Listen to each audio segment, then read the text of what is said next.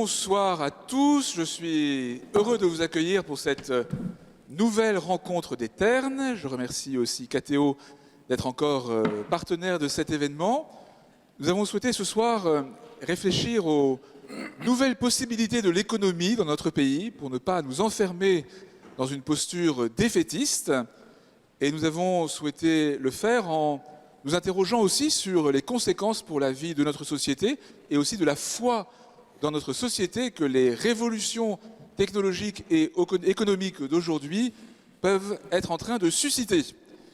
Nous avons la joie pour cette rencontre d'accueillir 4 intervenants de très grande qualité, 2 sages, Ernest-Antoine Sellière, ancien président du MEDEF, et Frédéric Salabarou, ancien secrétaire général de l'Élysée. Et puis 2 jeunes acteurs du renouveau de l'économie par le digital, Xavier Daumal, DRH de Blablacar, et Alexandre Droulers, manager d'Uber. 2 approches d'ailleurs un peu légèrement différentes de cette nouvelle réalité économique et aussi sociale. Je remercie beaucoup Antoine Garibal, paroissien, beaucoup plus expert que moi sur ces sujets, d'animer notre soirée, et je le laisse l'introduire.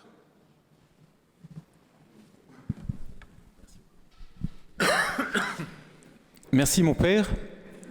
Le thème de ce soir, le thème de l'économie digitale et de ses bienfaits, est très bien choisi mon père pour cette table ronde, et le moment également est tout à fait bien vu. C'est un excellent sujet de campagne électorale, campagne présidentielle. C'est un sujet technologique, économique, financier, sociétal, juridique, et donc politique par essence. Un vrai problème et sans doute aussi une vraie solution au gré des idées des uns et des autres. Peut-être aussi sommes-nous dans les derniers moments où l'on peut encore parler de l'économie digitale comme un thème spécifique, dans la mesure où il devient désormais compliqué de tracer une ligne entre l'économie digitale, la nouvelle économie, et puis l'autre, l'ancienne économie, celle qui n'est pas portée par Internet. Et les 55 millions d'internautes en France, et d'une façon encore plus globale, les 7,5 milliards de porteurs de souscriptions téléphone mobile sur cette planète, naturellement nous diraient que aujourd'hui le digital est au cœur de nos vies et de nos activités. Quelle que soit la taille de l'écran, celui que vous avez dans votre poche, votre ordinateur, ou quelle que soit la nature de l'interface homme-machine qui régule ce dialogue avec l'équipement. Alors pour évoquer cette économie digitale, rappelons quelques éléments de contexte en ce qui concerne d'abord les entreprises. Les plus grosses sociétés mondiales en 2016 étaient des sociétés issues de la nouvelle économie. Vous les connaissez, Apple, Google, Amazon, Facebook, Microsoft ont des valorisations boursières en fait qui sont dans les 10 plus grosses mondiales. À l'autre bout du spectre, les plus petites sociétés, les start-up, nous avons tous en tête qu'aujourd'hui, un quart des promotions de nos écoles d'ingénieurs, de nos écoles de commerce, décident de se lancer dans l'aventure de l'entrepreneuriat massivement sur des sujets digitaux. Et ces startups donnent un parfum de fraîcheur, d'innovation, d'agilité, qui est regardé avec beaucoup d'envie par les acteurs établis. Alors les acteurs établis, parlons-en, au milieu, entre ces startups et puis ces très grosses sociétés mondiales, pour elles, c'est le temps de la réflexion sur ce glissement de terrain assez menaçant, qui semble quelquefois même accéléré, cette ubérisation dont nous allons parler dans un instant. Pour d'autres sociétés, c'est déjà le temps de l'action, et le digital rime souvent avec transformation. En effet, plusieurs études sérieuses annoncent que 10 à 60% des emplois actuellement pourvus changeront significativement d'ici 10 ans. Autant vous dire que le sujet est à la fois excitant et aussi anxiogène, et que la question de l'économie digitale et de ses bienfaits mérite vraiment d'être posée. Peut-être qu'il y a encore quelques dizaines d'années, la notion de progrès emportait plus l'adhésion. Abandonner le cheval pour le tracteur, abandonner la lampe à huile pour l'ampoule à filament, était peut-être plus évident en termes de confort, en termes de bienfaits, en termes de grâce. Aujourd'hui, cet espoir de l'économie digitale est beaucoup plus controversé. Et comme le dit Adrien Candard dans son traité sur l'espérance, perdre son emploi pour gagner un smartphone, cela sent trop le marché de dupes. 90% de l'ensemble des données jamais générées par l'humanité et aujourd'hui disponibles ont été créées dans les 2 dernières années. 2% environ de ces données sont véritablement utilisées. Et une des promesses de l'économie digitale est d'arriver à trouver une valeur d'usage pour, disons, 20 à 30% de ces données. C'est peut-être aujourd'hui la promesse la plus importante de ce qu'on appelle l'économie digitale ou l'économie des données. Alors pour entrer un peu plus dans le débat, je vais me tourner vers vous, Frédéric. D'abord remettre mon nom. Et si vous voulez bien, je vais vous demander un peu un éclairage sur ce grand mouvement entrepreneurial que nous vivons, qui mêle technologie, ultra-capitalisme et une certaine utopie également. Nous avons vu des entrepreneurs lancer des applications web il y a quelques années, générer des milliards et désormais adresser des nouveaux défis tels que partir sur Mars. Voilà. Est-ce que vous pouvez nous dire en quelques mots d'où vient cet élan ? Merci beaucoup. Bonjour à tous. Je crois que ce qui va être intéressant, c'est d'avoir l'avis de ceux qui font la nouvelle économie dans sa complexité.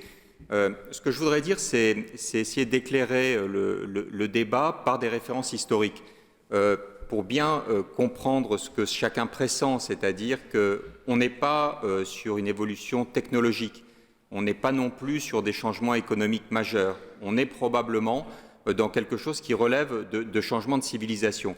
Je voudrais prendre 3 points historiques qui, peut-être un peu schématiquement, permettent d'éclairer cette conviction. La première chose, c'est l'efficacité du travail coopératif. C'est une découverte de la Seconde Guerre mondiale. En 1940, les Américains savent qu'ils vont devoir rentrer en guerre, ils ne vont pas pouvoir le faire tout de suite, et donc il faut empêcher l'écrasement des Britanniques le temps qu'ils y arrivent. Et là, il y a une idée d'un des conseillers de Roosevelt qui consiste à dire, si on veut aller vite, mettons des savants d'horizons très différents sur la même tâche et voyons s'ils innovent plus vite. Ça a été la trouvaille conceptuelle majeure qui a conduit à pouvoir mettre en place des réseaux de radars et d'aiguisage de longue portée qui ont donné un avantage technologique aux Britanniques. Mais ce que ça a marqué, c'est une révolution qui est très forte dans l'innovation, c'est-à-dire que quand sur des bases volontaires, des gens d'origines différentes décident de s'associer, c'est plus efficace que les systèmes hiérarchisés issus des révolutions industrielles. Et ça, c'est le bouleversement qui est au cœur de l'efficacité de la nouvelle économie et qui peut tout à fait d'ailleurs conduire à un système capitaliste beaucoup plus performant ou alors de redonner de la force économique au système qui avait été laminé au moment de la première révolution industrielle, qui étaient les systèmes coopératifs au temps des enclosures. Et c'est ce changement, symbolisé par le fait que le logiciel libre est au moins aussi efficace, voire plus efficace que Microsoft, qui permet en réalité de donner cette puissance de percussion à la nouvelle économie. La deuxième chose, c'est l'origine de cette nouvelle économie en Californie dans les années 60. Et ça, c'est la rencontre tout à fait imprévisible entre le mouvement hippie et les hyperlibéraux de la côte ouest américaine. Dans les années 60, on est en pleine guerre froide, il y a 700 000 jeunes, souvent bien formés, dans les universités américaines, qui considèrent que de toute façon la société américaine est inamendable, il faut la quitter. Et donc c'est les expériences de retour à la Terre sur base technologique, avec la foi que la technologie peut effectivement permettre de porter des utopies alors que la société américaine, de toute façon, va à la catastrophe avec la guerre nucléaire qui s'annonce. Ces expériences de retour à la Terre sont des échecs, mais ils reviennent ensuite en Californie, à San Francisco, à Palo Alto, et là, ils font leur jonction avec, tout à fait improbable, avec les libéraux américains les plus féroces qui partagent la même conviction que les sociétés hiérarchisées étouffent la société américaine et qu'il faut libérer totalement les énergies, tout ça sur fond entrepreneurial. Et donc, c'est cette rencontre totalement improbable entre la volonté utopique de changer le monde et la volonté des hyperlibéraux américains de balayer tous les systèmes trop administratifs, et c'est la même fois que l'État en réalité est une contrainte qui fait cette jonction, et qu'on voit que derrière le mouvement de développement du digital, on peut à la fois avoir un capitalisme beaucoup plus dur, beaucoup plus violent, et c'est avec beaucoup de respect, j'emploie le terme d'ubérisation, parce que je pense qu'il faut être beaucoup plus nuancé que ça, qui peut conduire à des systèmes dans lesquels le progrès technique permet au contraire un renforcement des logiques de marché et un capitalisme beaucoup plus dur, et dans le même temps, des systèmes qui s'éloignent, mais avec efficacité, des logiques entrepreneuriales et des logiques capitalistes. On peut à la fois avoir Wikipédia, que chacun utilise, et qui est un système dans lequel, et qui est une entreprise dans laquelle il n'y a pas de logique de marché et pas de logique de profit, et dans le même temps, des logiques de profit qui sont d'autant plus renforcées. Et quand on regarde, par exemple, la façon dont des entreprises comme les GAFA, Google, notamment, conduisent les choses, il y a à la fois cette volonté utopique et cette conviction que par le progrès technique, on peut changer le monde, mais également la possibilité aussi d'avoir une approche de marché beaucoup plus forte et, employons le terme, beaucoup plus violent. Donc on voit bien que la pièce peut tomber dans un sens ou dans un autre, une société qui peut être beaucoup plus dure, mais également des instruments techniques qui peuvent permettre de construire une société beaucoup plus sobre, beaucoup plus ouverte, beaucoup plus coopérative, et qui ne soit pas seulement dictée par le profit. Donc ces deux modèles, qui sont les deux visages de la nouvelle économie, l'ubérisation ou les GAFA d'un côté, Wikipédia ou le logiciel libre de l'autre. Et avec derrière ça, dernier point d'historique, une capacité de percussion et une vitesse d'exécution qui est aussi la marque de cette nouvelle économie. On pourrait prendre plein d'exemples des entreprises qui ont cette caractéristique. Prenons un des leaders aujourd'hui de cette nouvelle économie, qui est Elon Musk, à la fois le patron de Tesla et également des lanceurs SpaceX, des lanceurs spatials. C'est très intéressant en termes de parcours. Elon Musk, il y a 25 ans, payait ses études en étant garçon de café en Afrique du Sud. Donc, ce n'est pas du tout quelqu'un issu de famille d'industriels. En quelques années, il a construit 2 entreprises qui me paraissent emblématiques de ces changements. Tesla, c'est les voitures électriques totalement innovantes, avec des technologies qui sont complètement différentes. Ce qui est intéressant, c'est que si on prend l'exemple de ses concurrents, c'est-à-dire les voitures haut de gamme allemandes, que chacun pouvait considérer comme ayant une avance tout à fait irrattrapable, les entreprises françaises s'étant cassées le nez pendant des décennies sur la volonté de faire aussi bien que les grandes entreprises allemandes dans ce domaine. Tesla, en moins de 10 ans, est venu concurrencer ces leaders de l'économie traditionnelle par une technologie qui est complètement différente. Aujourd'hui, ceux qui réussissent en Californie ou ailleurs aspirent plus à avoir une Tesla qu'une Mercedes et une BMW. Donc ça montre une chose, c'est que ce qui paraissait inrenversable en termes de structure issue des révolutions industrielles, en quelques années, toutes les cartes sont rebattues. Prenons l'autre exemple, Arianespace. Arianespace, c'est toute la technologie et l'intelligence spatiale européenne réunies dans un projet. En moins de 10 ans, là encore, SpaceX, donc créé par Elon Musk, est devenu le concurrent d'Arianespace avec une capacité technologique qui est différente, puisque les lanceurs sont réutilisables, et c'est le concurrent sur un marché mondial. Toute l'intelligence européenne, en quelques années, concurrencée par une entreprise qui a été créée et qui part de rien. Ça, c'est cette réalité, c'est la capacité de percussion et la vitesse d'exécution. Il n'y a plus de situation acquise issue des révolutions industrielles.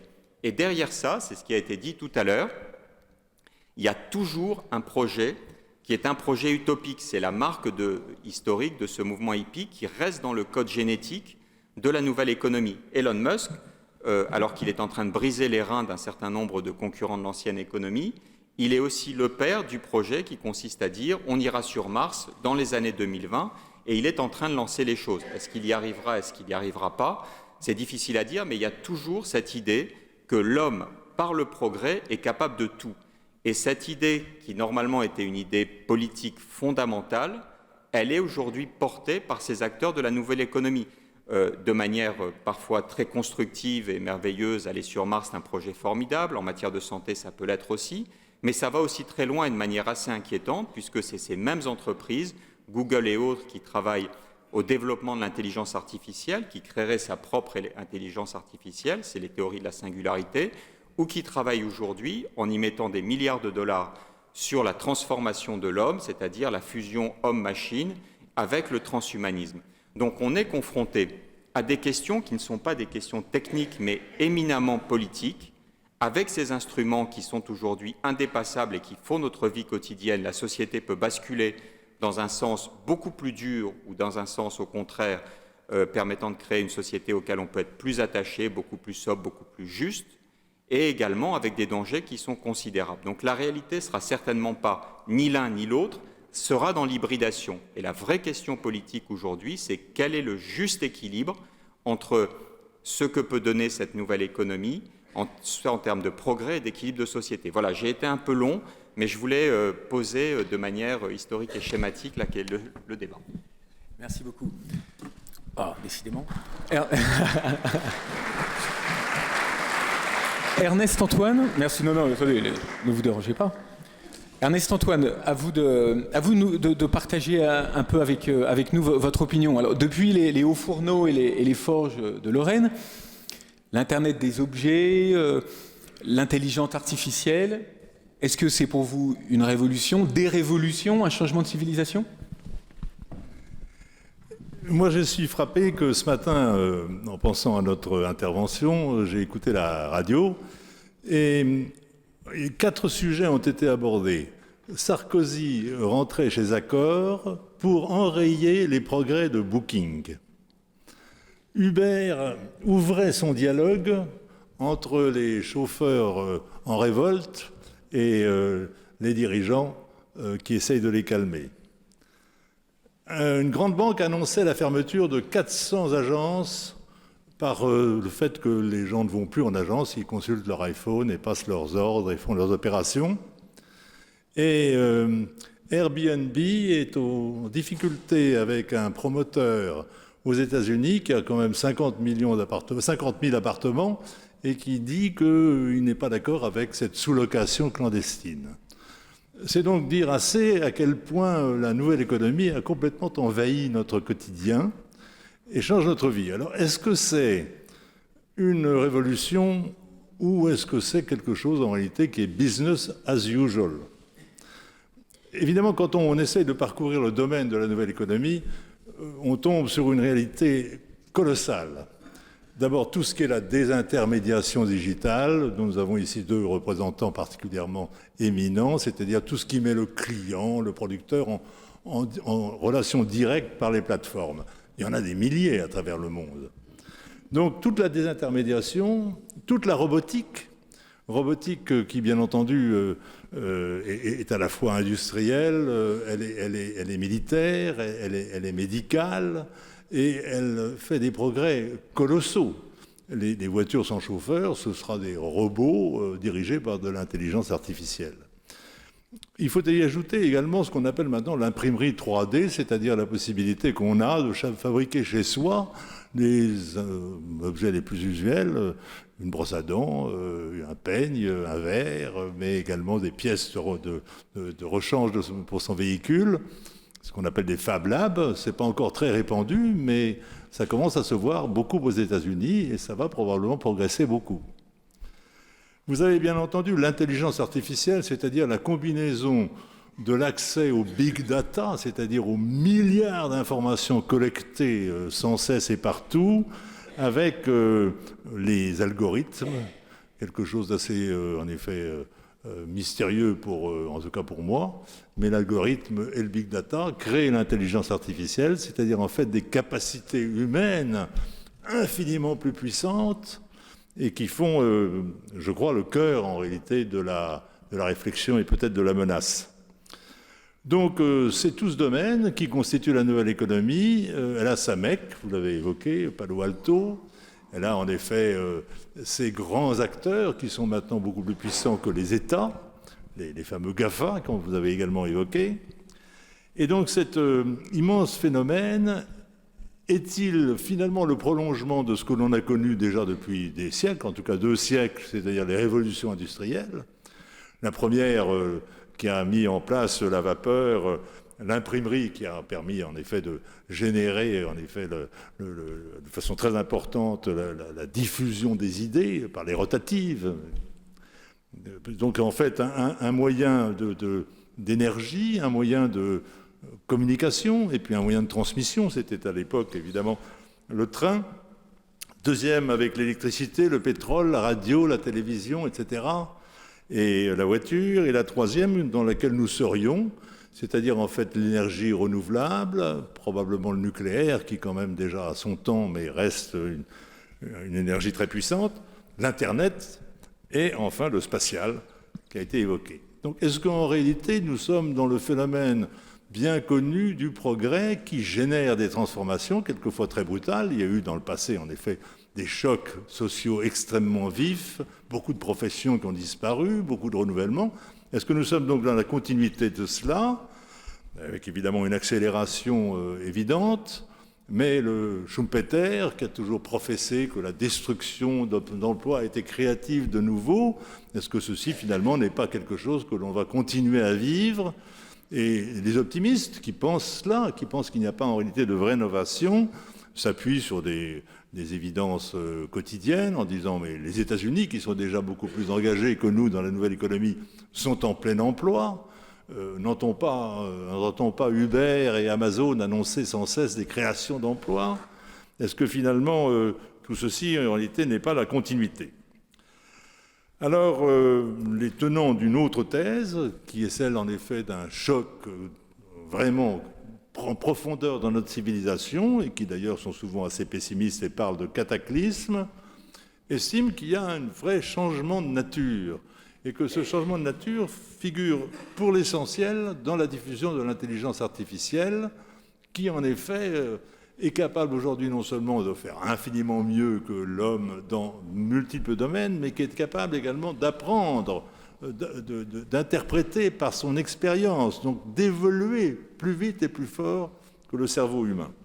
Et donc ceux qui sont de cette thèse considèrent que nous allons vers une sorte d'asservissement par un règne de machines humanoïdes et qu'il y a un véritable danger que l'éthique, évidemment, qui sera sans cesse sollicitée dans cette création de nouveaux êtres, en quelque sorte, parmi nous, que le transhumanisme, qui donnera probablement la possibilité aussi d'agir sur la transformation de la...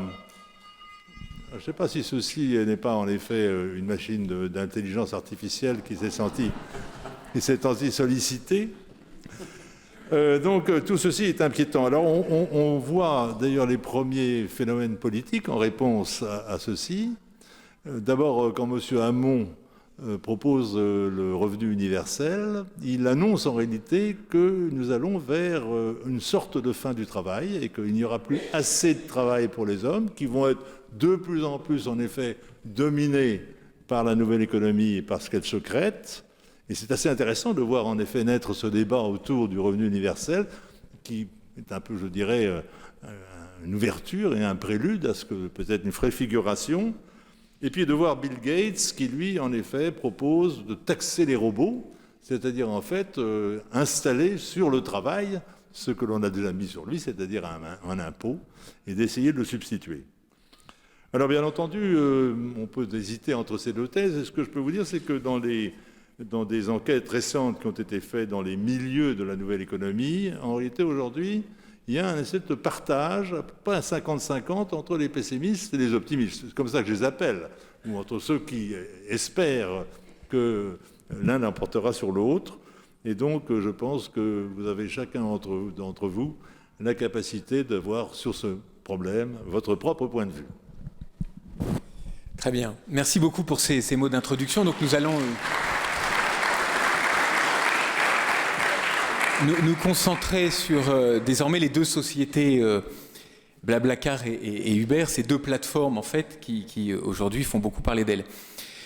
Donc l'une, Blablacar, vous la connaissez certainement, grande fierté française, hein, un succès mondial, construit sur l'autopartage. Donc Xavier va nous en dire plus dans un instant, fondée en 2006 et qui s'est répandue plus vite que l'éclair. Aujourd'hui, 22 pays, 30 millions d'utilisateurs et une valorisation autour de 1,5 milliard d'euros. Un positionnement qui est très complémentaire de la SNCF. Néanmoins, Blablacar a grignoté quelques points de part de marché de la SNCF sur le marché national du transport. L'autre, Uber, créé en 2009, le tremblement de terre dans le milieu du taxi que nous connaissons, 81 pays, 40 millions d'utilisateurs tous les mois, et en vue d'une mise sur les marchés, une valorisation l'année dernière qui avait été établie autour de 60 milliards de dollars. 60 milliards de dollars. Et avec très peu d'actifs. Juste à titre de comparaison, le plus grand opérateur peut-être français on va dire du transport aérien, prenons Air France KLM, a une valorisation qui est autour de 6 à 7 milliards d'euros, avec 500 avions. Uber, 60 milliards, avec très peu d'actifs. Vous voyez aujourd'hui les sujets, les objets dont nous parlons. Alors d'abord un petit sondage peut-être à main levée dans la salle. Qui aujourd'hui est utilisateur soit de Blablacar, d'Uber et des autres, le cab, chauffeur privé, etc. Allez, levez la main là, ceux qui utilisent. Bon, ben c'est quand même un... Vous êtes presque représentatif de ce qui se passe sur le marché. Ce que l'on voit, c'est que les utilisateurs de ces plateformes ont aussi une caractéristique, c'est qu'ils sont beaucoup plus satisfaits que les utilisateurs d'autres moyens de transport. En parallèle, ces plateformes sont aujourd'hui une vraie manne d'emplois. Et vous savez certainement qu'en 2016, un quart des emplois créés dans la région parisienne étaient précisément autour des VTC, donc de ces plateformes alternatives en fait de transport. Voilà. Alors, Alexandre, je me tourne vers vous. Alors, il faut nous en dire un peu plus maintenant. Vous êtes donc chez Uber. Quelles sont les raisons de ce succès mondial? Est-ce que c'est un succès technologique? Est-ce que c'est un succès marketing? Est-ce que vous avez revisité les recettes opérationnelles du taxi? Et peut-être plus fondamentalement, êtes-vous aujourd'hui dans une boîte de technologie ou au final plutôt de logistique qui gère, voire exploite, je vous laisse choisir le bon mot, au final, vos chauffeurs partenaires?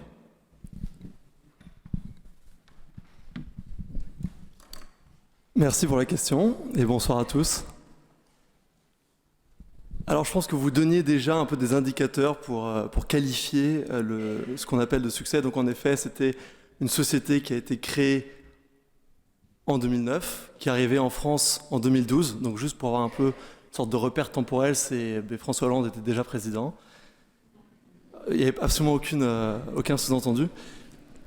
Donc une société qui avait un employé en 2008, aujourd'hui on a 12 000 et en effet on est présent dans 70 pays, dans à peu près 500 villes. Alors déjà, en fait l'origine de l'idée, l'idée est née dans un contexte qui vous parlera probablement à beaucoup de gens dans cette salle. En fait c'est né d'une galère, et c'est né d'une galère à Paris. On est en 2008, on a deux entrepreneurs américains, Travis Kalanick et Garrett Camp, qui sont dans la ville pour une conférence sur le web. Ils passent une très bonne soirée après la conférence, ils vont au restaurant, ils vont prendre une petite photo devant la Tour Eiffel, et là malheureusement ils ont la mauvaise idée de penser qu'ils vont sortir dans la rue, tendre le bras et trouver un taxi. Et la suite, je pense que malheureusement on la connaît tous, mais la suite c'est qu'ils tendent le bras assez longtemps et ils rentrent finalement à pied.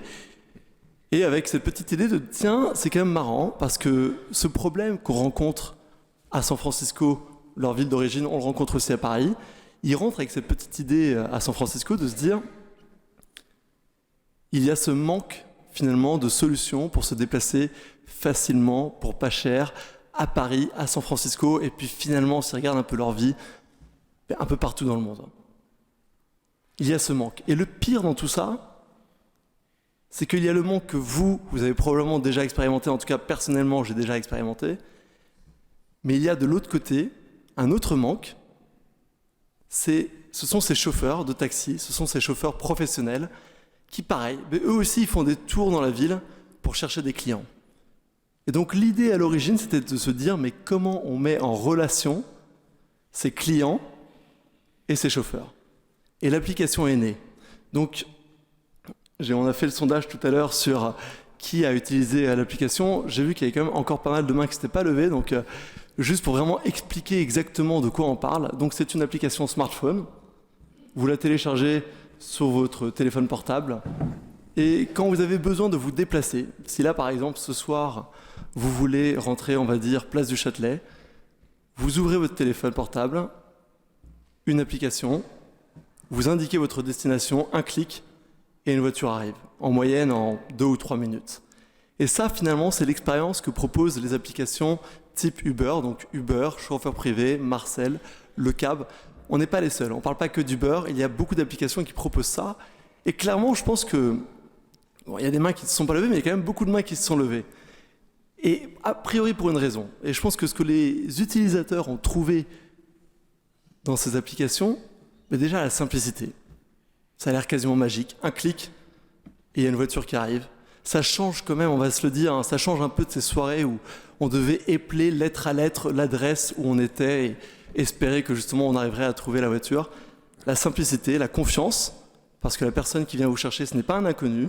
Vous avez sa plaque d'immatriculation, vous voyez exactement où il est, vous avez son téléphone portable, vous savez que c'est un chauffeur mais qui est professionnel. Et, parce que finalement c'est ça qui compte aussi dans nos choix, le prix. Le prix parce que finalement cette technologie vous permet, on parlait du problème de départ, de la galère de départ qui était de se dire comment on connecte, comment on met en relation des conducteurs avec des passagers.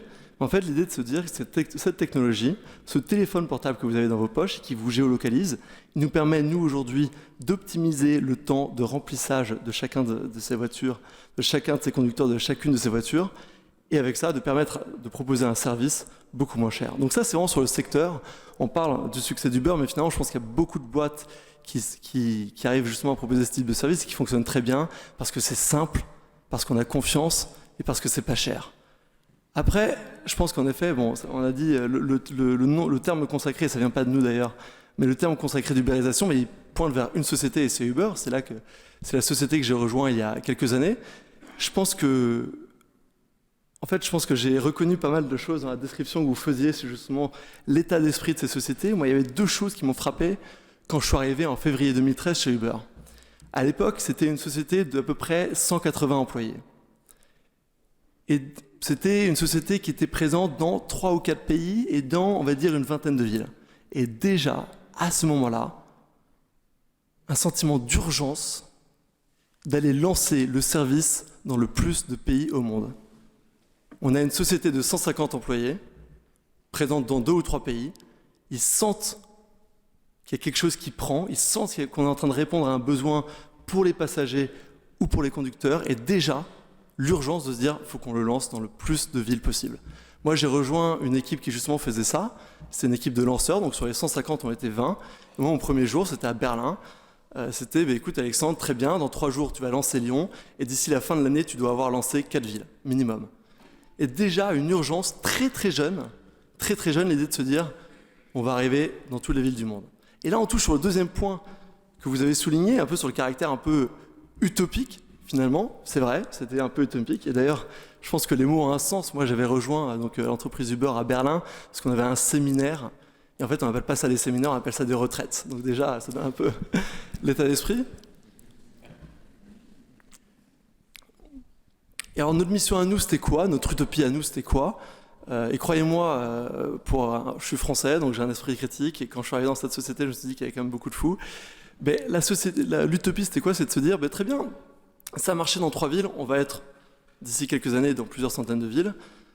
Aujourd'hui, en fait, l'idée au début, c'était de se dire on va avoir un service un peu premium avec une belle voiture qui va arriver, du chauffeur priver finalement un peu quelque chose complémentaire au taxi. Mais nous, notre utopie après, c'était de se dire, non, en fait, c'est pas de ça qu'on parle. Nous, on se dit tout simplement, mais en fait, comment on va remplacer la voiture, tout simplement. Et on parle d'une société qui était encore très jeune. Donc très jeune, déjà, appétit pour se lancer à l'international et appétit pour voir les choses en grand. Alors aujourd'hui, ça c'était nos projets il y a 4 ans, je pense qu'on est en train d'essayer de le faire. C'est quoi aujourd'hui nos utopies à nous? C'est la voiture autonome. On a des centaines d'ingénieurs aujourd'hui qui travaillent à Pittsburgh, à San Francisco et ailleurs sur le développement de la voiture autonome, dont on parlait justement sur l'intelligence artificielle. L'autre utopie à nous aujourd'hui qui va paraître un peu fofolle, mais ce sont les voitures volantes. Aujourd'hui, on a plusieurs dizaines de personnes qui travaillent chez Uber uniquement sur les voitures volantes. On vient de recruter quelqu'un qui travaillait à la NASA et qui avait vraiment apporté le sujet il y a quelques années. Alors ça peut paraître fou, bon après, on est un peu rassuré quand on lit les pages sur Monde du Figaro et qu'on voit que Tom Enders, qui est le patron d'Airbus, lui-même pointe vers ça comme vraiment, en fait, c'est l'avenir, ça va arriver et c'est pas dans 15 ans, mais c'est aujourd'hui. Donc voilà, c'est un peu ça vraiment, au fond, ce à quoi je pense. Et quand on se dit, tiens, alors pourquoi cette entreprise en particulier? Déjà, le service. Il n'y a pas qu'Uber, et ça, je pense que c'est plus simple, on a confiance, c'est pas trop cher. Et puis peut-être en effet cet esprit un peu utopique, cet esprit d'urgence de se dire on va le lancer partout. Voilà, c'était un peu mes réactions. Merci.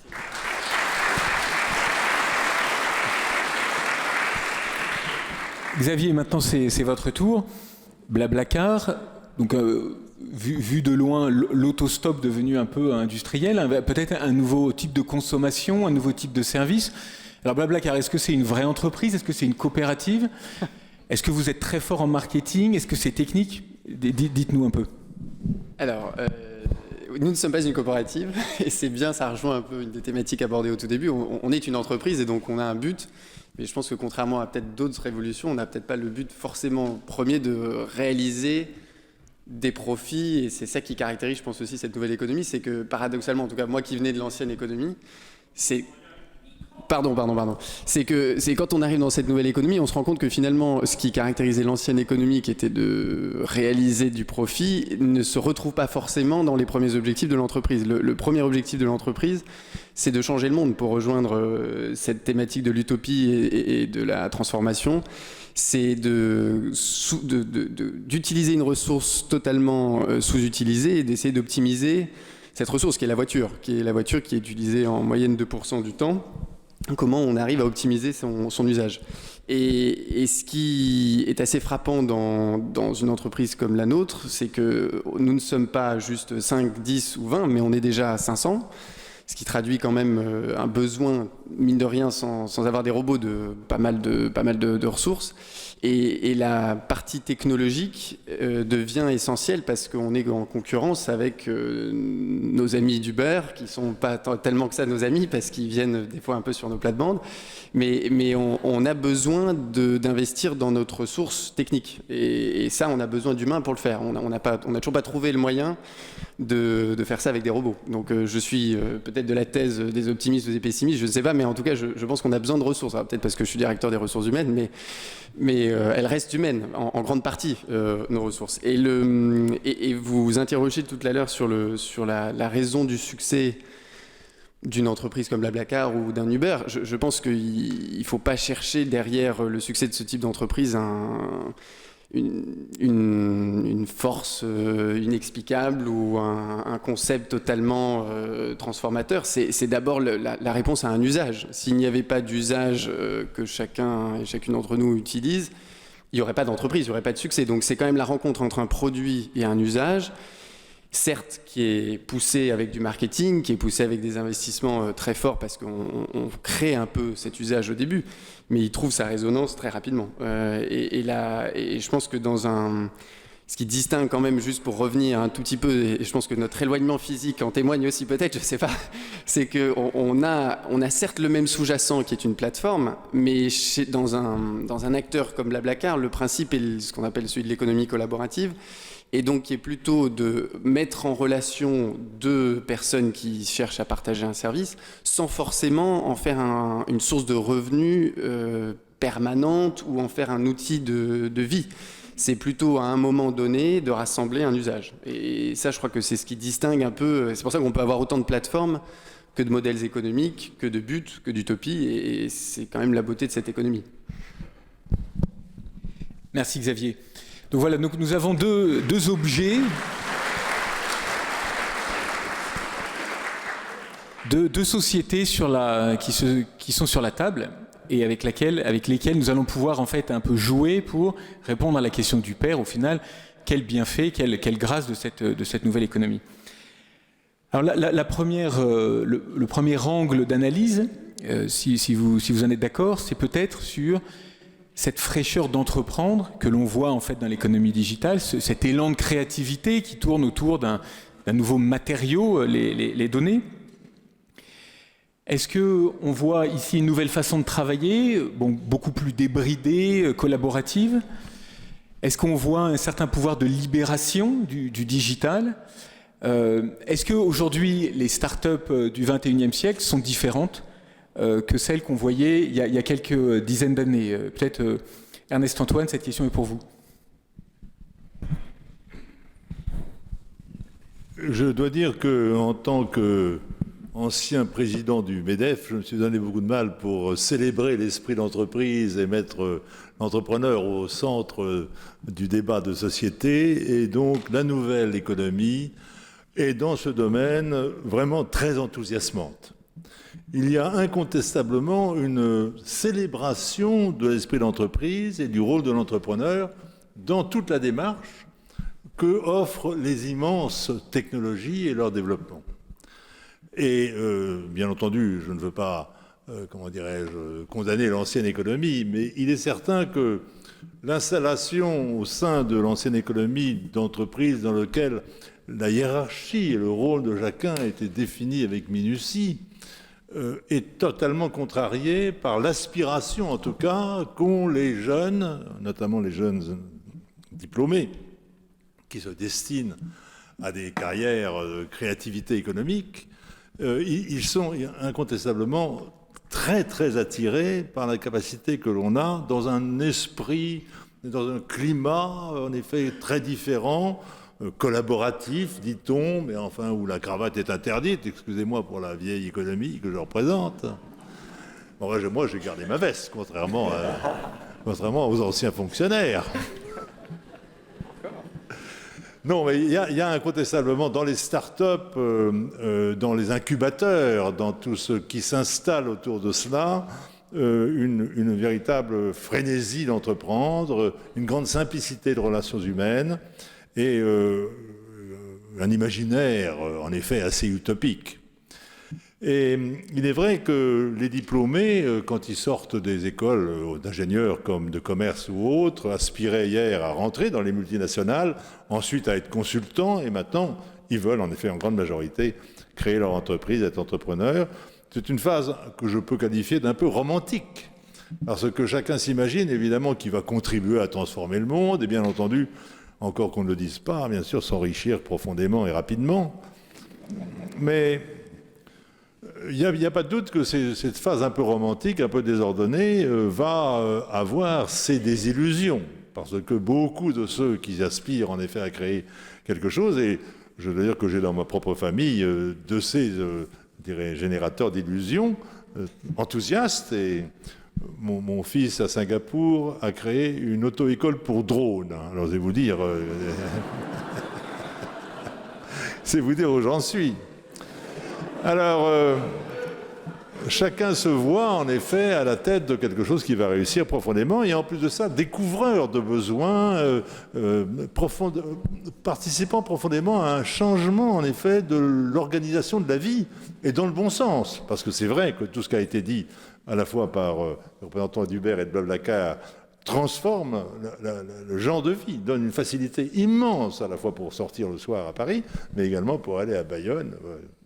Donc il y a un climat entrepreneurial qui s'est mis en place qui ne peut qu'enchanter ceux qui aiment l'entreprise. La liberté d'ailleurs a sa contrepartie dans le manque de sécurité. Mais les jeunes professent de ne pas se soucier. C'est également en effet peut-être la dernière tendance hippie que l'on trouve en MEDEF.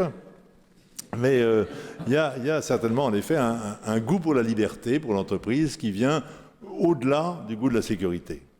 L'échec est au coin du bois, mais l'échec n'est plus considéré comme quelque chose qui vous fait mal juger, mais au contraire comme une expérience qui valorise. Et ça aussi, c'est quelque chose qui existait aux États-Unis et qui maintenant s'est beaucoup transformé partout. Donc, la seule contrepartie à cet esprit d'entreprise très enthousiasmant que j'essaie de définir, c'est en effet la concentration dans peu de mains des instruments essentiels de cette révolution économique. Les grands, Google, Apple, Amazon, Facebook et d'autres, sont quand même des concentrations de pouvoir, d'immenses pouvoirs capitalistes, beaucoup plus dangereux que n'était la sidérurgie d'hier, parce qu'ils synthétisent en réalité toute la capacité de recherche et d'innovation qu'ils monopolisent systématiquement de façon à se trouver en permanence maintenant au centre de toutes les innovations. Et donc il y a la génération d'immenses pouvoirs, beaucoup plus puissants que les États, et qui peuvent poser un problème à la fois de politique et internationale. Mais enfin, je dirais que ça va peut-être un peu au-delà de notre réflexion du jour. Une remarque additionnelle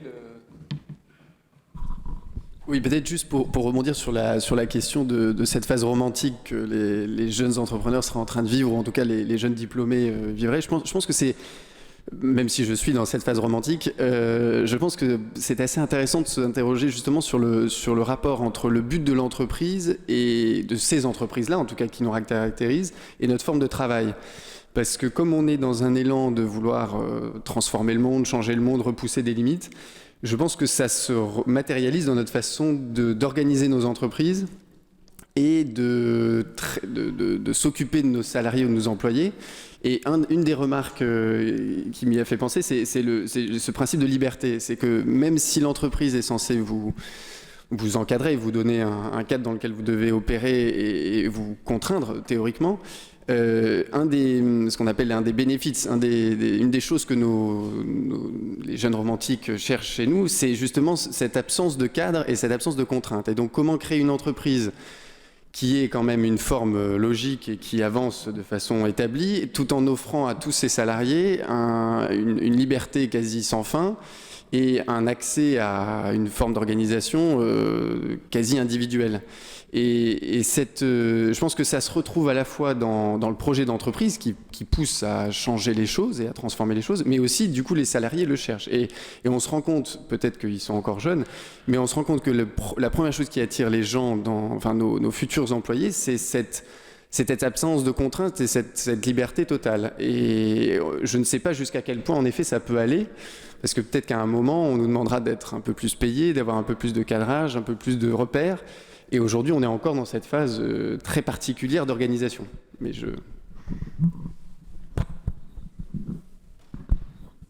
Merci beaucoup. Donc nous avons parlé de la simplicité du service, de la valeur d'usage. Nous avons parlé du prix, parce qu'au final, c'est quand même beaucoup moins cher que prendre un taxi. Il nous faut maintenant peut-être aborder les aspects de dérégulation, puisqu'au final, c'est aussi une niche. Nous le savons tous, qui est extrêmement réglementé. On parle des taxis, mais ça peut être les hôtels ou d'autres services. Dans un secteur donc difficile à manœuvrer, difficile à réformer. Et nous en sommes tous les témoins. Avec Uber, Blablacar et les autres, le problème qui paraissait insurmontable, désormais, est largement détouré et les choses bougent. Alors, est-ce que c'est ça peut-être la bonne nouvelle aujourd'hui en France ? C'est de se dire, avec l'ubérisation, avec l'économie digitale, nous avons trouvé le moyen de réformer la France. Frédéric, qu'est-ce que vous en pensez ? Bon. Je pense que... Attendez, je vais prendre l'autre. Ce qu'on a entendu est très représentatif d'une réalité. Vous l'avez compris dans mes mots liminaires, je suis très admirateur de cette nouvelle économie. Malgré tout, il y a un autre visage. Donc, il y a ce qui a été dit par Alexandre et qui est très juste, c'est-à-dire une offre qui répond à des besoins de manière formidable et en réalité qu'il ne faut pas arrêter en termes de politique publique. Mais il y a aussi un autre visage. Quand on monte dans une voiture Uber, il y a effectivement la plateforme formidable grâce à laquelle on a pu tout trouver dans les 2 minutes une voiture pour se rendre là où on veut à des prix qui sont beaucoup plus bas. Il y a un système de guidage qui va aussi avec, qui est le système Waze, qui permet à des chauffeurs qui ne sont pas des chauffeurs véritablement professionnels de vous amener là où vous voulez. Et puis, il y a l'autre réalité, c'est-à-dire quel est le statut de ces chauffeurs. Et là, on bascule dans complètement autre chose. On est sur quelque chose où, effectivement, pour un système comme la France, les problématiques de salariat, 35 heures, tout ça n'existe pas. Sur le papier, ce sont des entrepreneurs individuels. Et donc, la plateforme met en relation, ça a été dit, des gens qui veulent une voiture et des entrepreneurs individuels. La réalité, ce n'est pas celle-là. La réalité, c'est que ces entrepreneurs individuels, en réalité, sont sous dépendance économique d'un tout petit nombre de plateformes et principalement d'Uber, et qu'il n'y a pas cette liberté. En théorie, c'est une liberté, mais quand on parle aussi avec eux, et on voit dans les mouvements en France, mais également aux États-Unis, que derrière ça, il y a la contestation d'un statut qui n'est pas un statut d'entrepreneur individuel, mais qui est un statut de dépendance économique. Quand on leur pose la question de savoir combien de jours par semaine ils travaillent, c'est souvent 6, plutôt 7. Combien d'heures par jour ils travaillent et combien d'heures par jour il faut qu'ils travaillent pour arriver à un montant de rémunération qui soit un montant de rémunération relativement acceptable. On est dans quelque chose où les 35 heures sur lesquelles, avec le président Sellière, à l'époque où je portais effectivement une veste systématiquement, on a pu débattre, et également avec Denis Gauthier-Sauvagnat qui est dans la salle et que je veux saluer, tout ça a complètement explosé. Et ce qui est intéressant dans la période dans laquelle on est, c'est qu'effectivement, ça fait bouger la société française. Pendant des années, on était sur la problématique, est-ce qu'il faut assouplir les 35 heures, qu'est-ce qu'on peut faire vis-à-vis des 35 heures. Aujourd'hui, à travers ces plateformes et cette nouvelle économie, tout ça explose. La problématique de savoir s'il y a la durée du travail n'est pas une réelle problématique. Et c'est en ça que le sujet est très intéressant sur le plan politique et de l'action politique dans une période de débat électoral. Si aujourd'hui, on se focalise exclusivement sur la problématique du salariat et des 35 heures, on passe à côté de quelque chose qui est au moins aussi important, c'est ce développement à travers la nouvelle économie, d'un nouveau système économique et de nouvelles relations de travail dans lesquelles, jusqu'à aujourd'hui, il n'y a pas de règles. Et on voit bien à travers les révoltes, entre guillemets, des chauffeurs, que ce soit aux États-Unis par la voie judiciaire ou en France par la volonté d'avoir soit des solutions transactionnelles avec Uber, soit l'intervention des pouvoirs publics, qu'il faut poser des règles. Et donc tout l'enjeu aujourd'hui, il est évidemment pas de ralentir ou de stopper ce progrès qui est tout à fait formidable. Il est de trouver le juste équilibre entre la liberté et l'asservissement, et donc de poser des règles. Par exemple, en Espagne, depuis 2007, il y a le statut des travailleurs indépendants sous dépendance économique qui fait qu'il y a un certain nombre de règles minimales. Et donc là, on ne pourra pas faire l'économie de cette réflexion et de cette évolution si on veut avoir quelque chose qui soit équilibré. Et puis, je voudrais finir sur ce qu'a dit aussi le président Sellière, c'est-à-dire le fonctionnement de ces entreprises. Une des difficultés qu'on a à travers, il y a l'esprit utopique, il y a l'innovation, il y a cette capacité à changer le monde qui est tout à fait formidable. Mais il y a aussi une problématique qui est la problématique du partage de la richesse créée. Et un des problèmes de la période dans laquelle on est, qui est résumé aux États-Unis par la phrase « les vainqueurs prennent tout », c'est qu'en réalité, aujourd'hui, cette nouvelle économie et la création de richesse est concentrée entre les mains du tout petit nombre. Pourquoi l'économie américaine, malgré le fait, ça a été dit, qu'on est dans une situation de plein emploi, est en crise aussi violente?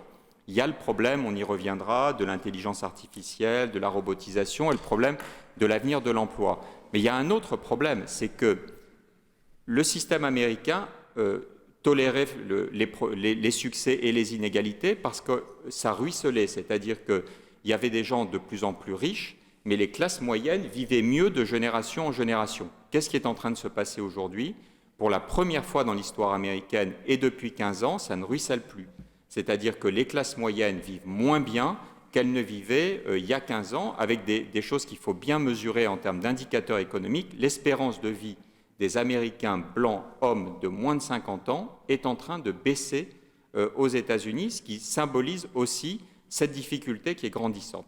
Donc, pour résumer, à travers la question que vous posez, évidemment que c'est un formidable élément de mouvement de la société française et il ne faut pas le ralentir ou pas la dissuader. Ça serait d'ailleurs impossible au regard de la réponse aux besoins et le nombre de mains qui se sont levées pour dire on utilise ces plateformes, ce n'est pas seulement pour les chauffeurs, Uber c'est aussi Uber Eats et c'est en réalité une méthode de rapprochement du producteur et du consommateur. Il ne faut évidemment pas freiner ça, mais c'est quelque chose qui doit être néanmoins organisé et dans une logique qui est vers quelle société on veut aller. On ne peut pas aller dans une société dans laquelle le progrès technique soit à l'arrivée créateur d'inégalités qui deviendront insupportables et d'une précarisation qui est totalement insupportable.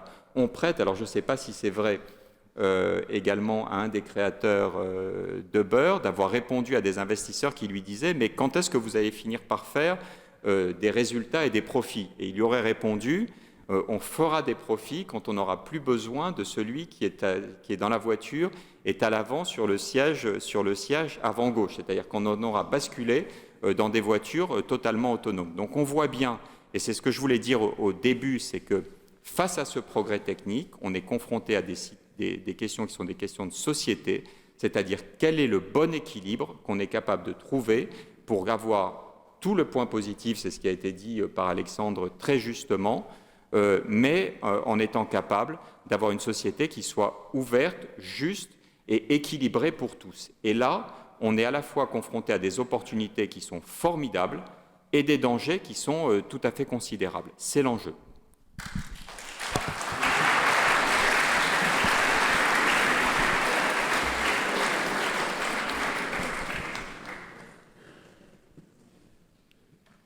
Alors, il y a beaucoup de points. Il y a beaucoup de points qui m'ont interpellé et je pense que je partage un peu la ligne générale qui est vraiment de se dire qu'en effet, c'est pas tout blanc, tout noir et que je pense qu'il y a des vrais enjeux dans lesquels l'État doit être proche. Et nous, en tout cas, ça reste notre conviction, c'est que évidemment que l'État doit continuer à réguler et que évidemment que le marché ne fait pas tout bien et ne fait pas tout qui va dans un sens d'une meilleure répartition des richesses. Alors, je vais commencer par votre dernier point, où on parlait justement de Travis qui disait, en fait, j'arriverai, au conditionnel, on arrivera à faire du profit le jour où il n'y aura plus de conducteurs. Alors aujourd'hui, j'espère que ce n'est pas le cas, parce que je pense qu'on va vraiment attendre plusieurs dizaines d'années avant que vraiment la technologie autonome rentre dans notre quotidien. Donc ça, c'est ma conviction intime, c'est celle qu'on a aujourd'hui dans notre entreprise. On travaille dessus, parce que ça va arriver. Donc si ça arrive, autant qu'on soit un peu des acteurs de cette transformation. Moi, ma conviction, c'est qu'on est en train de parler d'un enjeu qui va vraiment rentrer dans notre quotidien d'ici plusieurs dizaines d'années. J'espère personnellement qu'on arrivera à faire du profit d'ici là. Sur les points, donc, Antoine, vous parliez de remède salvateur. Alors, je pense vraiment absolument pas prétendre que nous sommes le remède salvateur. En revanche, pour vraiment qualifier un peu ce dont on parle en termes d'opportunités économiques aujourd'hui, donc, pour vous donner une idée, moi quand je suis arrivé chez Uber il y a 4 ans, j'ai lancé Lyon et je pense que je connaissais à peu près chaque chauffeur par son prénom. Aujourd'hui, ce sont plusieurs centaines de chauffeurs à Lyon, donc évidemment, je ne les connais plus par leur prénom. En France, c'est 20 000. Donc déjà, vraiment pour avoir une sorte d'ordre de grandeur sur quand on parle d'activité, quand on parle d'emplois créés par ce type d'activité, moi je vous parle que d'Uber parce que c'est ce que je connais le mieux, c'est 20 000. Donc 20 000 personnes qui ont accédé finalement à l'activité économique en moins de 4 ans. Donc ça, c'est la première chose. Et ensuite, il y a une deuxième chose qui est assez importante, je pense. Et je pense que pour tous ceux qui ont levé la main, essayez de vous souvenir de votre dernier trajet avec Marcel, avec chauffeur privé, avec le cab, avec Uber. Il y avait de fortes chances que la personne qui était au volant, c'était quelqu'un qui venait de quartiers qu'on va parfois un peu poliment appeler difficiles. Il y a de fortes chances pour que ce soit quelqu'un qui va vous expliquer que, en fait, il n'avait pas forcément toutes les opportunités, alors que l'IFOP avait mené une enquête et le degré de qualification en termes d'éducation des chauffeurs sur les plateformes était supérieur à la moyenne nationale. Mais en fait, ce qu'on voit dans la réalité, c'était la même enquête, c'est que la prochaine fois que vous prendrez votre trajet sur une plateforme de ce type, dans un cas sur 2, c'est quelqu'un qui était au chômage, et dans un cas sur 6, c'était du chômage de longue durée. Donc je pense que ce sont quand même des repères importants pour vraiment essayer de qualifier un peu ce dont on parle quand on parle d'activité économique. Donc 20 000 chauffeurs donc, qui ont vraiment accédé à ce métier-là, et des personnes qui, très concrètement, n'arrivaient pas à décrocher d'emploi. Alors évidemment, il y a une grande question dessus qui est de se dire, très bien, ça c'est intéressant, 20 000 chauffeurs sur les plateformes, sur Uber et les autres, mais est-ce que c'est pas tout simplement, est-ce que ce serait de la cannibalisation des taxis? Est-ce que c'est juste en fait plus 20 000 ici et moins 20 000 ici? C'était un rapport qu'avait mené un député socialiste qui est assez connu pour pas mal de raisons, Thomas Thévenoud, et nous on le connaît en particulier parce qu'il a été vraiment le rédacteur d'un texte de loi dans lequel il y avait beaucoup de bonnes idées mais qui a vraiment abouti au ralentissement de la croissance du secteur. Lui-même disait, écoutez, c'est pas compliqué, le potentiel pour l'Île-de-France, donc je parlais de 50 000 taxis en France, c'est 20 000 en Île-de-France, le potentiel pour l'Île-de-France c'est 20 000 taxis plus 70 000 VTC. Donc la question de la cannibalisation qui pour moi est essentielle parce que si on est juste en train de dire il y a moins 20 000 là et plus 20 000 là, ça n'a pas de sens. La question de la cannibalisation, pour moi, c'est pas forcément le plus important. Donc là, on parlait vraiment d'essayer de qualifier ce que ça voulait dire très concrètement en termes de surplus d'activité économique. Et moi, ma conviction, c'est qu'on parle de 20 000 et que la création nette dans tout ça, ça s'approche de ce chiffre-là. La deuxième chose, et qui, je pense, est essentielle et dont on parle souvent, c'est la question du statut et des conditions de travail de ces 20 000 personnes. Ça ressemble à quoi leur quotidien ? Alors déjà, un chiffre, pour avoir une idée. Aujourd'hui, un chauffeur Uber, en moyenne, gagne 1 700 € par mois net par mois. Après, parce qu'il y a des gros coûts fixes, c'est en général, en effet, sur des semaines, ce ne sont pas sur des semaines de 35 heures, on revient sur un thème, c'est plutôt sur des semaines de 50 heures. C'est sûr. C'est sûr que c'est un métier qui est exigeant en termes de vraiment d'investissement dans le travail, mais le chiffre, et c'était une étude du Boston Consulting Group qui avait révélé cette réalité, elle-même reprise par M. Rapoport, qui a été un rapporteur nommé par le gouvernement récemment pour vraiment essayer de continuer à apaiser le dialogue sur le secteur, c'est 1 700 € net par mois. 1 700 € net par mois pour des gens, souvenons-nous, 1 sur 2 n'avait pas d'emploi, 1 sur 6, c'était du chômage de longue durée. Donc ça, c'est important. Après, il y a quelque chose qui est pas évident, parce que je pense qu'en effet, on parle de statut indépendant, et je pense que nous, on pense à l'indépendant, on va peut-être penser à notre buraliste ou à notre boulanger, et très clairement, ses clients à lui, ils sont très dispersés, ils sont très éclatés, ils sont très éparpillés, du coup, il n'y a pas cette relation de dépendance, et très clairement, je pense qu'aujourd'hui, il n'y a pas des milliers de plateformes, mais il y en a quand même une petite dizaine. Nous, ce qu'on voit aujourd'hui, c'est que quand je prends un Uber souvent, déjà je rentre dans le véhicule, et que ce que je vois sur le pare-brise, 3 ou 4 téléphones. C'est quoi ces 3 ou 4 téléphones? Ces 3 ou 4 téléphones, ce sont les applications auxquelles est connecté le chauffeur. Concrètement, ce qui se passe, c'est que nous, nos clients, ce sont les conducteurs. Le produit qu'on leur vend, ce sont des revenus. Il y a une solution qui est Uber, il y a une solution qui est chauffeur privé, qui est le cab, qui est Snapcar, qui est Marcel. Il y a une compétition et surtout, il n'y a aucune exclusivité.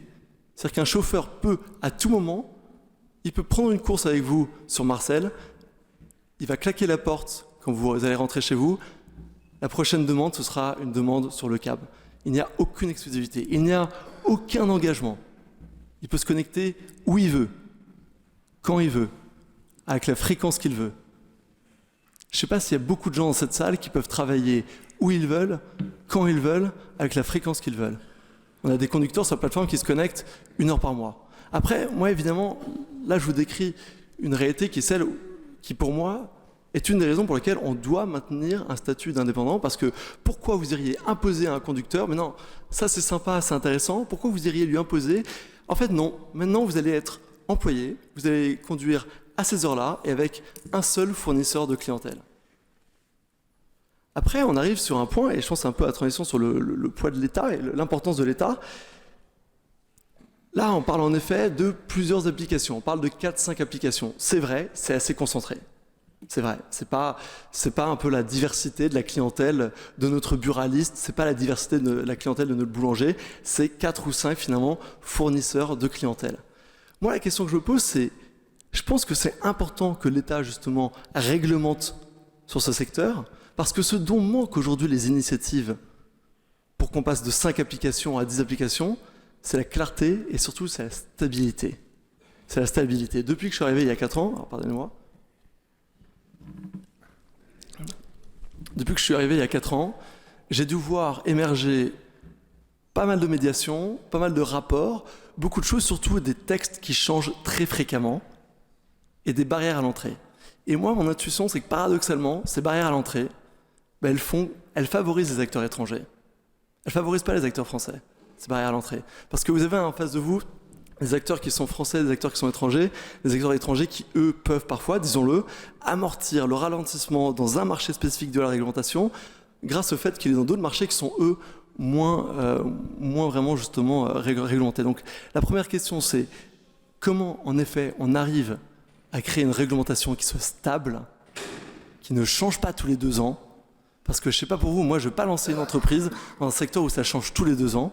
Et c'est probablement en faisant ça qu'on va encourager la croissance de ce secteur et du coup avoir l'émergence, mais pas que d'Uber, mais pas que de chauffeurs privés, de toutes celles qu'on a citées, mais de peut-être un peu plus.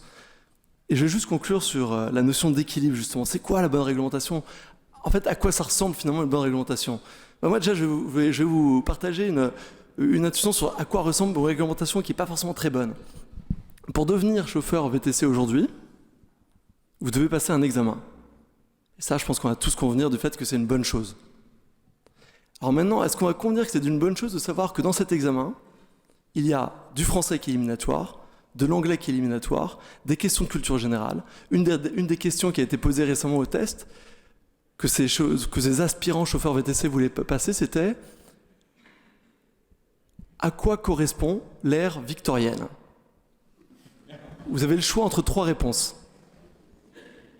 La campagne de victoire de Napoléon Ier au début du XIXe siècle, le règne de Victor Emmanuel, roi d'Italie, ou le règne de la reine Victoria en Angleterre. Est-ce que vous avez vraiment besoin, vous, que votre chauffeur ait ça? En revanche, je pense qu'il y a une bonne réglementation qui doit en effet être apportée. Je pense que on en est bien conscient. C'est un statut d'indépendant qui, pour moi, doit être préservé parce que ça donne de la flexibilité. Est-ce qu'il doit être ajusté, amendé? J'en suis convaincu aussi. Parce qu'on voit bien qu'il est indépendant, il ne dépend pas que d'un fournisseur de clientèle, mais c'est vrai, il y a une vulnérabilité peut-être que n'a pas le commerce indépendant que l'on connaît. Et du coup, c'est là que justement on doit se poser la question, mais comment on arrive à une bonne réglementation qui encadre, qui accompagne, qui protège, parce que moi je suis convaincu que ce n'est pas le marché qui fait tout, mais en revanche qu'il n'y a pas forcément à aller chercher dans des notions de culture générale pour quelqu'un qui veut juste faire quelque chose. 1, c'est travailler, et 2, c'est conduire une voiture et récupérer des passagers. Non, mais j'ai une petite... Moi, j'ai quand même une question complémentaire. Ce qui me frappe aussi, c'est si on se met à 18 mois de distance. Il y a 18 mois, quand il y a eu la pression des taxis pour une réglementation qui soit extrêmement sévère, on voyait les chauffeurs d'Uber bloquer la porte Maillot et bloquer l'accès à Roissy pour défendre leur activité. Ce qui me frappe, c'est qu'il y a quelques semaines, les chauffeurs d'Uber bloquaient la même porte Maillot, bloquaient le même accès à Roissy, parce qu'ils considéraient que leurs conditions de travail étaient devenues inacceptables. Donc je crois qu'il y a quand même, à travers la réalité, et là Alexandre, moi je ne conteste pas ce que vous dites, mais je pense qu'il faut aller un peu plus loin que ça. C'est-à-dire qu'il y a probablement une réalité de ce malaise, et ce que je veux dire de l'expérience que je peux avoir de la société française, attention. C'est-à-dire qu'il y a un moment, quand on n'est pas prêt à entendre très tôt quelque chose qui monte, on risque d'avoir un effet de retour de balancier considérable, c'est-à-dire exactement l'inverse de ce qu'on n'a pas voulu voir, c'est-à-dire une réglementation qui, au contraire, pour répondre à ça, va être excessive. Moi, ce que je ressens, c'est quand même ce choc d'image à 18 mois d'intervalle, c'est les mêmes qui contestaient et qui voulaient une liberté et qui maintenant contestent les conditions d'exercice. Bon, merci, parce que je pense qu'en effet c'est une question importante et je pense qu'on les a toutes vues ces images, si d'ailleurs on n'a pas été même bloqué par ces chauffeurs.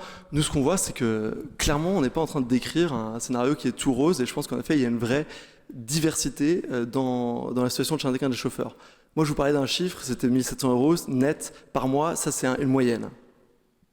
Et en fait, nous, la difficulté qu'on rencontre aujourd'hui dans le secteur, et je pense que c'est peut-être là d'ailleurs que l'État peut nous aider, c'est que nous, en tant que plateforme, on peut apporter des clients, on peut apporter des revenus. En revanche, ce sur quoi on n'a pas un contrôle, ce sont les coûts. Aujourd'hui, si là vous prenez 10 courses dans les 2 prochaines semaines, je pense que le coût, par exemple, juste pour prendre un coût, la location de la voiture, vous avez des chances de tomber sur des chauffeurs qui payent 800 € par mois, d'autres qui payent 2000 € par mois. Comment vous faites pour ça? Comment on fait justement? Et au passage, pourquoi il y a des aussi grandes disparités? Parce qu'il n'y a pas forcément une très grande clarté et réglementaire, et que d'ailleurs on force les conducteurs à prendre des grosses voitures. Donc je suis tout à fait conscient du fait qu'il y a beaucoup de choses qu'on doit faire. Est-ce que Uber, pour parler de ce que j'ai fait, est-ce qu'on a tout bien fait? Certainement pas. Certainement pas. Je pense qu'on a beaucoup de choses dans lesquelles on doit s'améliorer, on a beaucoup de choses dans lesquelles on doit améliorer d'ailleurs notre relation avec ces chauffeurs partenaires. Moi, quand même, mon intuition, c'est qu'il y a les images, et elles frappent et elles choquent. Et je suis d'accord, parce que quand on regarde BFM TV, c'est sûr que c'est un peu quelque chose qu'on va plus retenir que la statistique qu'on a vue avant. Mais pour moi, il y a aussi, derrière ces chiffres, et derrière cette disparité, quelle est l'origine? Ce sont souvent les coûts. Et du coup, peut-être, c'est justement ce qu'on est en train d'essayer de faire à l'heure où on se parle, c'est de poser avec le médiateur et avec les partenaires pour voir comment on peut les aider dans ces cas-là. Alors, pour donner du contexte, en effet, on a augmenté nos frais de service, donc notre commission a été augmentée en décembre de 20% à 25%. Donc c'est quoi le frais de service? Vous avez une course à 10 €. Le chauffeur récupérait 8 €, maintenant il récupère en théorie 7,50 €. En théorie, pourquoi? Parce qu'on a augmenté en effet cette commission de 20 à 25%, ce qu'on a fait à côté. Mais pareil, les images, elles ne vont pas vous vraiment transmettre la complexité de la situation, mais on a augmenté les prix de 12%. Donc oui, donc on peut tous faire les maths. Il y a une commission qui augmente de 20 à 25%, mais les prix eux-mêmes augmentent de 12%. On arrive quand même à un effet positif, on va dire de 5 à 7%. Après, je ne veux vraiment pas nier la réalité de la complexité de la situation, parce qu'on la vit tous les jours, mais c'était juste pour apporter quelques qualificatifs. Je pense que ce que traduit notamment la crise Uber du moment, c'est que justement le besoin de régulation est d'autant plus fort que l'entreprise cherche à déréguler quelque chose. Et je pense que nous évidemment chez Blablacar, on n'a pas ce problème-là parce que on met en relation un chauffeur et un passager sans avoir à créer une activité économique. C'est censé être du partage de frais. Donc évidemment, à partir du moment où vous partagez des frais, vous n'en êtes pas là pour en faire un revenu. Mais je pense que votre question, Antoine, qui portait sur est-ce que les acteurs de la nouvelle technologie amènent une dérégulation, je pense que c'est pas tant qu'elle apporte ou qu'elle a besoin de dérégulation, elle a besoin d'une évolution de la régulation. Et je pense que ce qui est inquiétant, c'est que souvent la force publique est en retard sur l'usage et est en retard sur la réalité du marché. Et que malheureusement, quand on est un peu en retard par rapport à ça, le marché peut dicter ses lois, ou en tout cas a une force de persuasion et d'influence très forte. Et nous, qui sommes peut-être plus des victimes de la régulation actuelle, on aimerait un accompagnement plus anticipé de l'État. On est les premiers à vouloir une directive européenne sur le partage de frais qui soit harmonisée. On aimerait une reconnaissance du partage du frais kilométrique qui soit partout en Europe la même et fiscalement traité de la même manière. Et donc je pense que les acteurs de la nouvelle économie ont besoin d'un accompagnement et pas simplement d'une dérégulation. Et je pense que Uber est typiquement dans cette situation-là aujourd'hui. C'est qu'à l'inverse peut-être qu'à un moment, il y a eu cette volonté de déréguler, de chambouler un marché, etc. Mais on se rend compte que ça ne peut pas passer la réalité d'usage. Donc on a besoin de l'instance régulatrice, il n'y a pas de doute.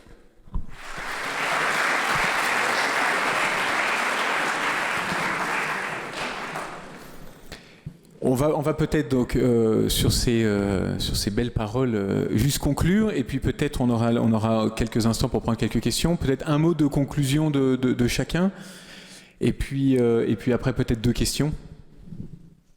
Allez Xavier, il faut démarrer. Moi, mon mot de conclusion, ce serait que je ne veux pas m'inscrire dans un débat binaire qui serait l'avenir est tout beau ou est totalement menaçant et horrible. Et je pense que ce que traduit un peu, à mon sens, l'échange qu'on a eu ce soir, c'est qu'il y a un besoin de tout un chacun de s'investir sur ces questions-là. Et c'est pour ça que je salue beaucoup l'initiative de ce soir, c'est que de laisser le débat autour de la nouvelle économie et la transformation digitale aux mains de ceux qui la font, me paraît hasardeux et peut-être un peu dangereux. Et donc je pense que tous ceux, même qui ne sont pas acteurs de cette économie-là, doivent s'en enquérir et essayer de s'y renseigner pour avoir une opinion et se forger un engagement sur cette question-là. Et je pense que ce qui a été relevé tout à l'heure sur le débat politique en ce moment, qui ignore beaucoup ces questions-là, est inquiétant parce que c'est une force de transformation puissante de la société et ce serait dommage de passer à côté dans le débat public. Mais voilà.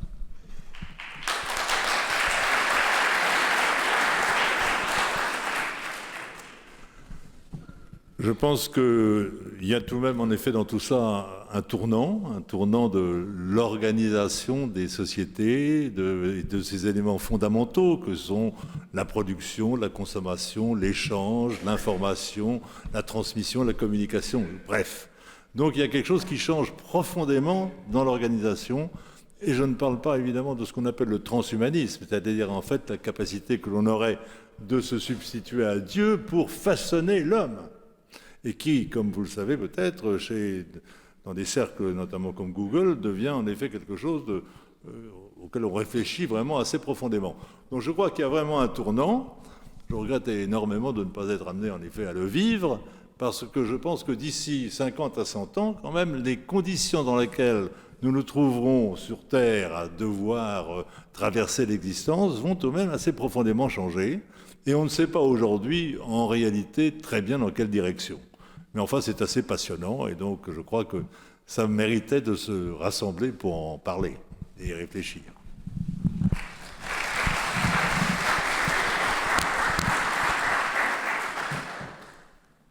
On a beaucoup parlé pendant cette séance des réalités économiques, de toutes les questions qui sont à la fois des interrogations, des inquiétudes.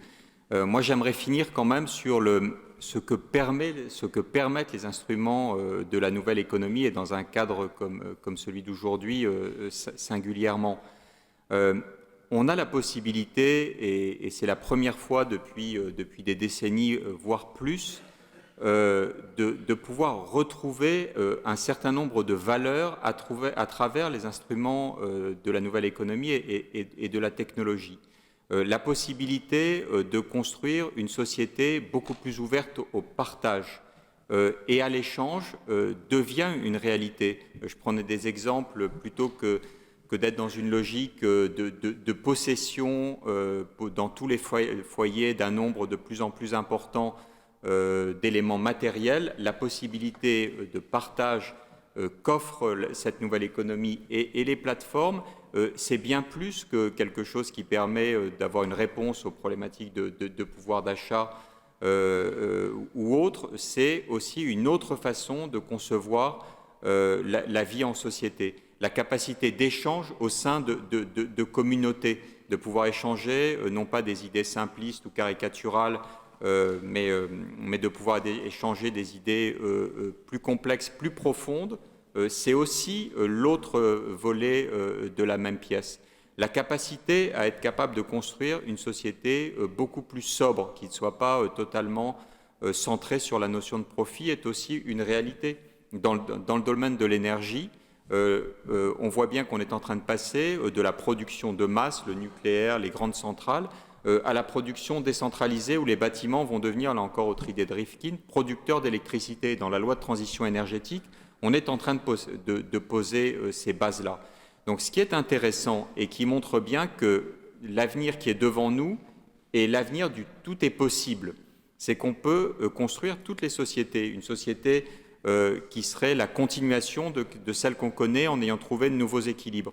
Des sociétés beaucoup plus dures parce qu'on aurait laissé la bride sur le cou à des formes économiques non régulées. Mais il y a également derrière ça la possibilité de construire, et c'est le rêve des religions, le rêve de certaines idéologies, des sociétés qui sont meilleures. Et donc le message qui est adressé à chacun d'entre nous, c'est qu'il ne faut pas seulement être consommateur de cette nouvelle économie et de ces nouvelles techniques, il faut aussi être acteur. Ça sera le pire ou le meilleur, ou un nouvel équilibre, mais en tout état de cause, ça sera ce que nous en ferons.